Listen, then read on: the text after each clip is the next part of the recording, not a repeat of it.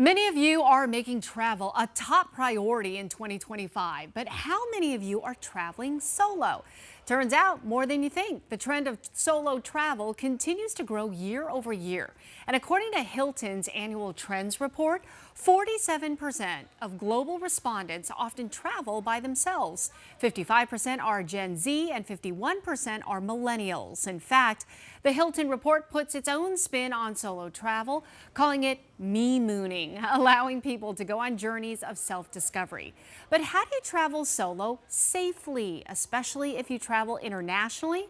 Joining me now is travel agent Megan Curdy from Dream Vacations. Megan, great to have you. Thank you. And we've got so many great tips, good information that is so important. So we're going to rip through as much as we can. First up, research and plan ahead. That's pretty basic, but so important. It is, because the most important thing is to check your travel advisories. The world puts out all kinds of reports, and it's important to Google that and understand if you're going somewhere that you need to be a little bit more diligent. And also making sure you know what your customs and laws are that you're going to. Yeah, because really some are a lot more essential. strict Yes. than obviously the U.S. Yes. Yeah. Okay, next up.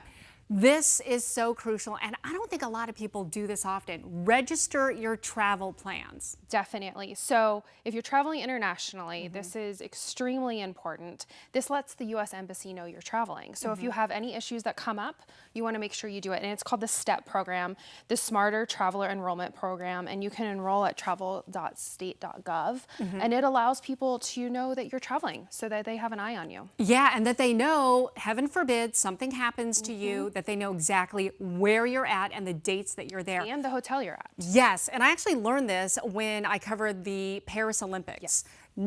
Was not familiar with the STEP program, and NBC, they required all of us to really be, very, very detailed about all of our travel plans, and safety, obviously a #1 priority. Next up, you say stay connected. What do you mean by that? So making sure people at home know you're traveling, right? As solo travelers, I do this all the time. And it's a lot more than just letting mom know that you're traveling, Yeah, right? Like you yeah. want people to know you're Right, out your and about. friends, Share yeah. your location, use a travel agent, make sure people that you work with even know where you're going. And most importantly, make sure your phone works. You want to double check that you have connectivity while you're traveling. You never want to go and just have a brick in your pocket. Exactly. It needs to stay connected. And very important too, because you're out and about like pretty much all day. Bring that extra charger. Yes. Yeah. I have like 3 or 4 I travel with all the time. So Rotate them huge. out. Absolutely, absolutely. Next up, this is key. Trust your gut, and you want to stay aware. Yes, so we all travel and you have that feeling, right? Yeah. You're like, ooh, that That's street off. looks a little dark. Maybe I Yeah. shouldn't go down that. You always want to listen to that little intuition. And if you're uncomfortable, ask for help. You'd be amazed how friendly and everyone that is out in foreign countries they're here to help you. Don't be scared to ask for that. And the #1 thing that I always tell people, I travel solo all the time. Never say your hotel number out loud. That's Your so hotel interesting. room I've number. never heard that tip before. Yeah, I mean, unfortunately, there's loiterers in lobbies and things, and they listen and they pay attention. When you're by yourself, you're an easy target. So Yeah. make sure if somebody asks for your number, your hotel number, like when you're doing your bar tab or Right. checking out at a restaurant, write it down. Don't say it out loud. Good tip. All right. Next up, secure your belongings. And it's a lot more than just, keeping it in the safety, the safety box at the hotel room. It's No, more it than definitely is.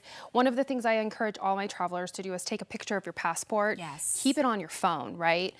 Keep it in the Apple Notes, keep it in your cloud, however it's best to organize it for yourself, and leave that passport in the hotel. There's absolutely no reason to be carrying that around. I also encourage people to get the passport ID card. Yeah. So you keep that in your with your license in your purse or your wallet, and leave that passport back at the hotel. And you also, this is good too. I did this a lot in Paris for the Olympics.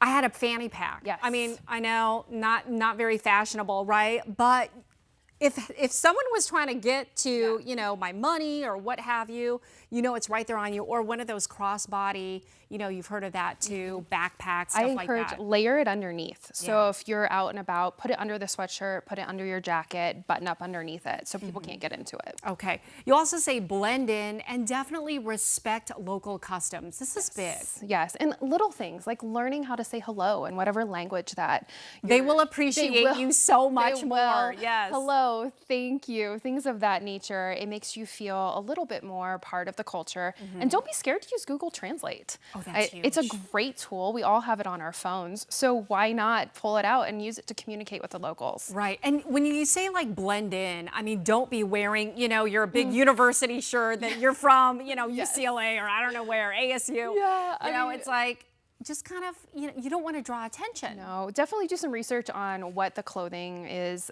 most mainstream in the country you're visiting. I always tell people, sports apparel, maybe stay back at home because that's a big flag that you're an American. Tourist. So, yeah. Yeah, exactly. Okay, this one's huge too. No emergency protocols. Yes. So I do this on my app, on my notes. I add the emergency phone numbers for a local, similar to our 911. So if you have a problem, you can definitely get a hold of someone. And then doing a little bit of research before you check into your hotel and get there, know where the local hospitals are, maybe a pharmacy or a doctor, just in case something happens while you're traveling. Yeah, and finally, choose your accommodations wisely. Yes, look for 24/7 security, do your due diligence, read the reviews, talk to people that have traveled there before, hire your own travel advisor, whatever makes you most comfortable. Definitely do your research because if you see that something has been going on in that area, that neighborhood, it's probably a good idea to relocate. Yeah, no kidding. Great information, Megan. Thank you so much. I know you'll be back next Friday. Yes. And we'll talk more of the fun stuff about solo traveling and where to go and some fun places you've got in mind. And maybe a couple deals. Ooh, we love deals. All right, thank you so much. Rachel, over to you. Okay.